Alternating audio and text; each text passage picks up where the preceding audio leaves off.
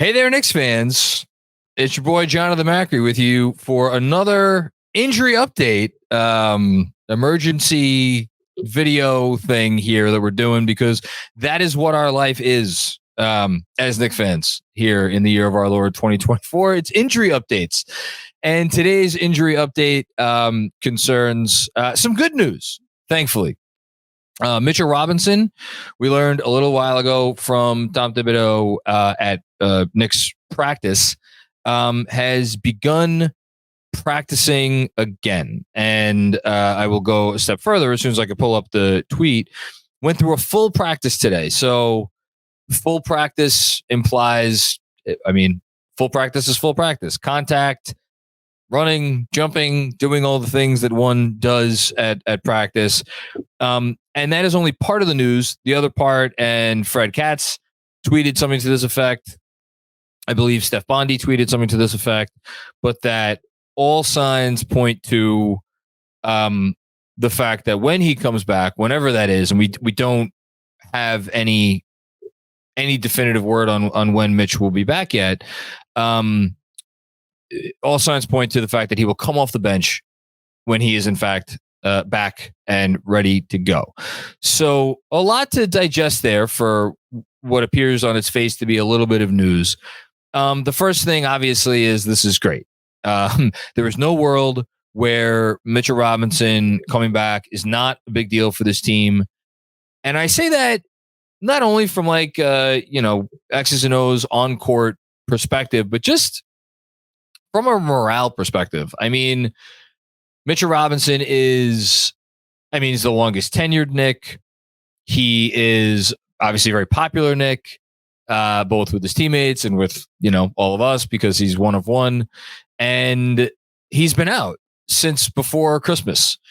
And it seems like a million years ago that he last played a game, because the Knicks largely have a very different basketball team than when he last played. I mean, if you think about it, if everybody was healthy, at least at the time that Mitch last played in a game, and you look at guys let's just look at the last game. Look at the last game they played against Golden State. Who played in that game that also played in the last game where Mitchell Robinson was healthy? It had to be Brunson, DiVincenzo, Hartenstein, obviously, and Josh Hart.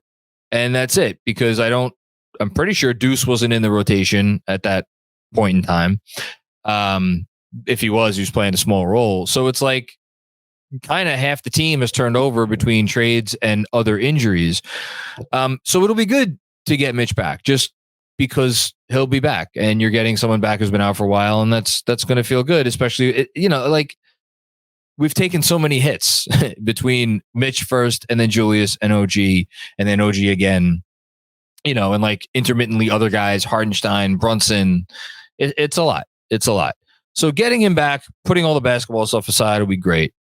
In terms of on court, and this is we'll get into the other part of the news that it looks like he's going to be coming off the bench. First and foremost, he absolutely should come off the bench, and I think that's worthy of a longer conversation than the one I'm going to have with myself right now. But in short, it's kind of perfect timing, actually, coming off of the Warriors game, where I just did a whole newsletter on today, Wednesday, March 20th, on just how much more dynamic New York's offense becomes when Isaiah Hartenstein is not only in the game, but is allowed to make plays. And for him, making plays includes, operating in the short roll. It involves acting as a hub of the offense out near the 3-point arc. It involves him as a passer of the basketball. It involves him receiving passes all over the place. And it also involves him being able to make shots. I looked it up. I was kind of actually stunned when I saw it. From floor to range this year, which is 4 to 14 feet, according to Cleaning the Glass, he's 50% from that range, which is really freaking good for just about anybody. For a big man, it's really good. But more than that, he's taken 68 shots from that play from that area of the court, which is about 1 per game.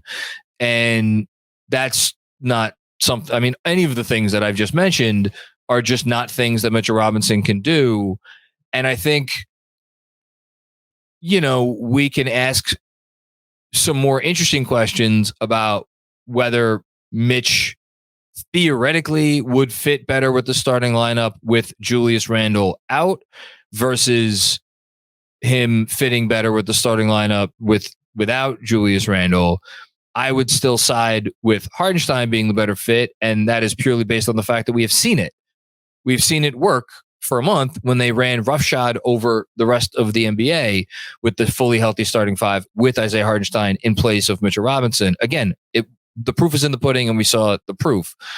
But without question, now without Randle, with the need to juice the offense a little bit more because you don't have Randle to rely on for like isolation stuff.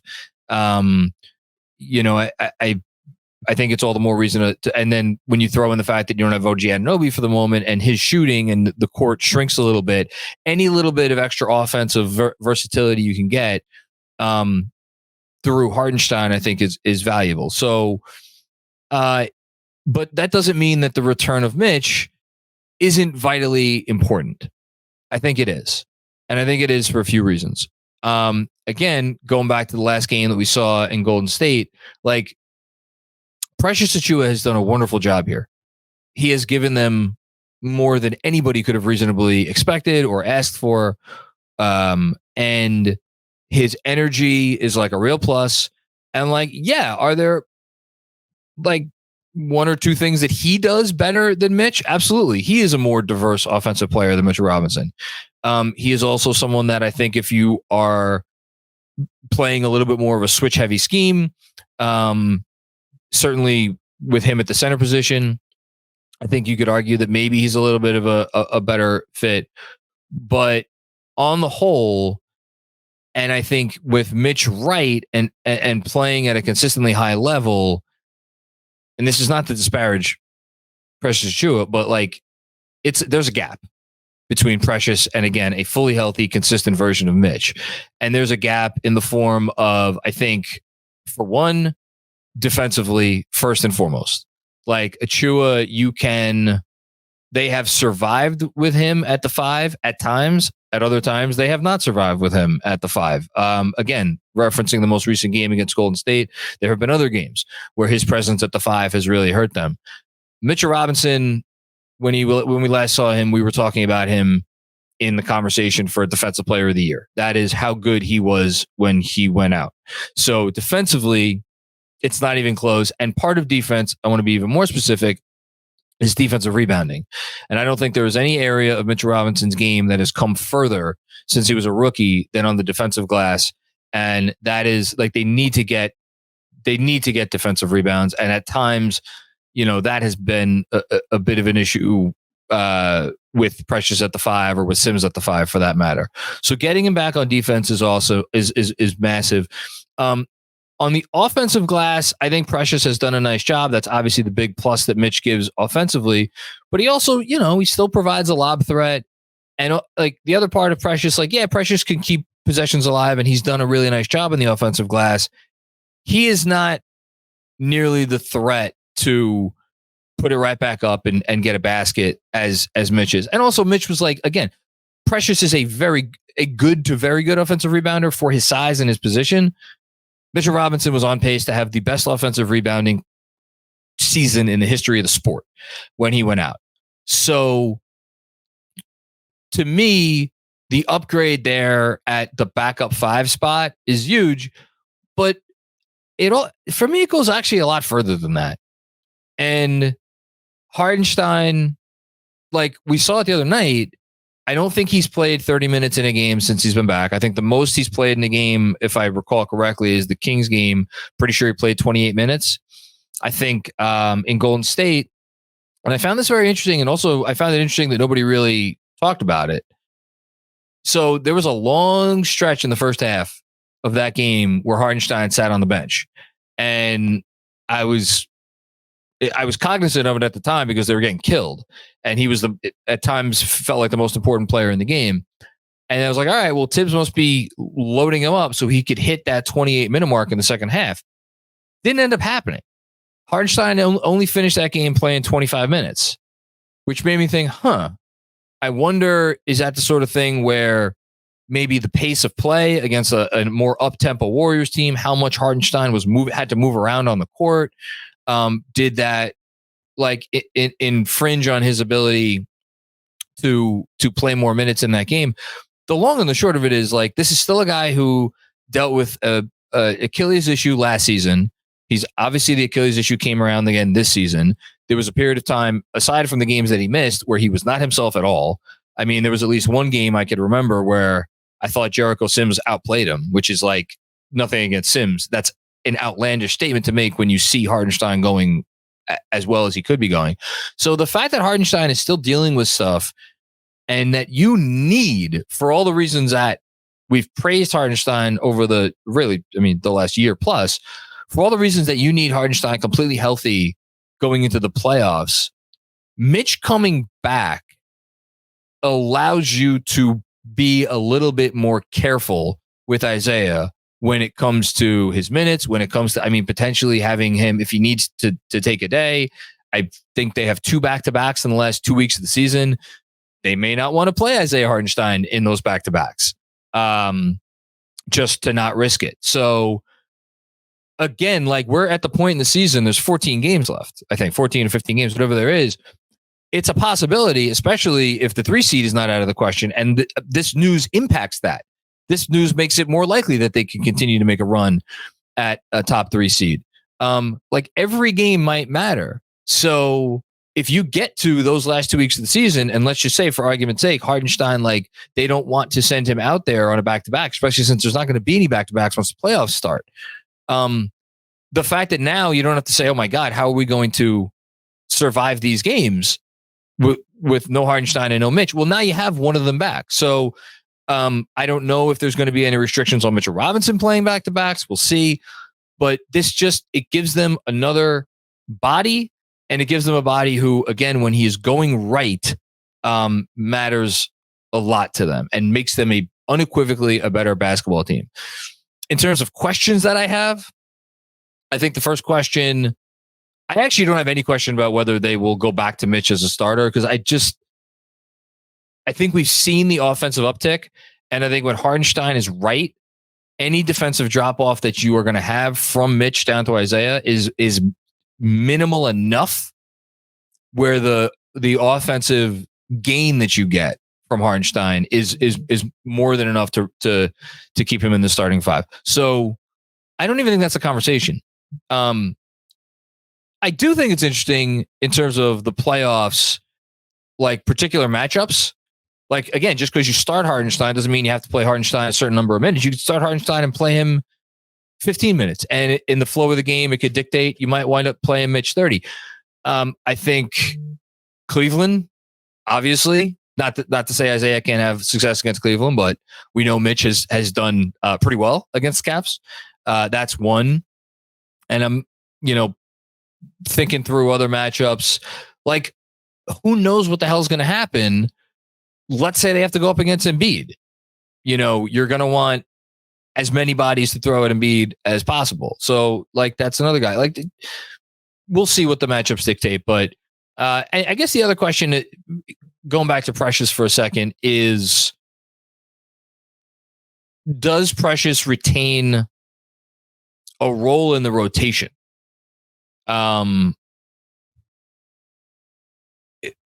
And we could separate that out into, like, right now, into what if OG comes back and Julius doesn't? What if OG and Julius come back? So it's basically 3 different quadrants here. As far as right now goes, I mean, last game they played Deuce, Bogey, Burks, and Precious off the bench. Precious was the backup 5. So presuming you don't need to play Precious at the backup 5 anymore, I don't think they're going to go to 10 men. So it's essentially a question of, well, would you rather have Precious in there playing backup 4 minutes behind ostensibly Hart, right? Hart was their starting power forward in the first game without OG Anunoby. They could also go back to Precious as the starting power forward. I don't think that is out of the question. Now, people are going to hear that and they're going to yell and scream because they're going to be like, did you not see the spacing issues that were caused? Like, yeah, absolutely. There were spacing issues. I also know the larger sample size dictated that in certain matchups, that lineup worked well enough. Imperfect? 100%. Could it work against certain teams? Absolutely. And I wonder, again, Golden State was a great matchup because Golden State's small. You could run out 4 guys who are 6'4" or shorter against Golden State and live to talk about it. As Andrew's telling me that there's only one back-to-back remaining. I thought there was 2 back-to-backs remaining, but I'm going to go ahead and double check that. If I could prove Andrew wrong live as I'm doing this, I would love nothing more than to do so. Yeah, there's 2 back-to-backs. There's April 4th and April 5th, and then there is April 11th and April 12th. So Andrew, you should go fact check yourself in the old chat here. Yes, you do stand corrected, Andrew. I love how people are hearing me talk to myself because you're only in the chat. Nobody can hear you. Anyway, what was I saying? So yeah, I think they could go back to Precious Achiuwa as a starting 4. If they do that, again, if the theory is that they're not going to a 10-man rotation, who's out? Is Burks out? I mean, he would be the most likely candidate, right? Because they're not benching Deuce. So really it's a matter of like, who are you going to bench? I don't know. It's, I could see it going in a few different possible directions. In any case. So I think that's that. But once Randall comes back, and that's really, or once OG comes back, and then I think once Randall comes back, but really it's just once OG comes back. Because once OG comes back, then you're going to get Brunson, DiVincenzo, Hart, OG, Hartenstein, presumably Mitch off the bench, along with Bogey off the bench, along with Deuce off the bench. And now that I'm talking out loud, I'm realizing that I probably so then there's probably is room for Precious to stay in the rotation before OG. But once OG comes back, I think that changes. And I think Precious is probably on the outside looking in. Again, not the most important thing in the world to worry about right now. The focus should be on Robinson. I'm fascinated to see how much he plays when he comes back. Is he going to be on a minutes limit? Is he going to be playing like 5-minute stints? Are they going to slowly ramp him up? Like, they have some wiggle room to work with, but at the same time, these games matter a lot. Every game matters a lot. It'd be really cool if he made his debut when the homestand starts on Saturday. That would be awesome. But long story short, great to have the big guy back. They are not the same without him from a on-court standpoint, from a personality standpoint. 48 minutes of outstanding defense at the center position, 48 minutes of outstanding offensive rebounding at the center position. And again, the big part is you now have real depth back at the center position. And that is not, again, it is not a shot at Jericho Sims. That is not a shot even at Precious Achiuwa. But they are a team that has, since Tom Thibodeau took over, they are a team that is built from the inside out. And they need that 5 spot to be so sturdy. And even when you get guys who can do some nice things like Sims and are more than guys who could do some nice things, Precious is like more, he is a rotation player in this league, even if he may not be a rotation player on the Knicks right now. But it's good to, they need that position to be strong, and it's good that it's once again strong. So, yeah, great news. We should all be happy about this. And that's it. All right. I'll talk to you later. Peace out.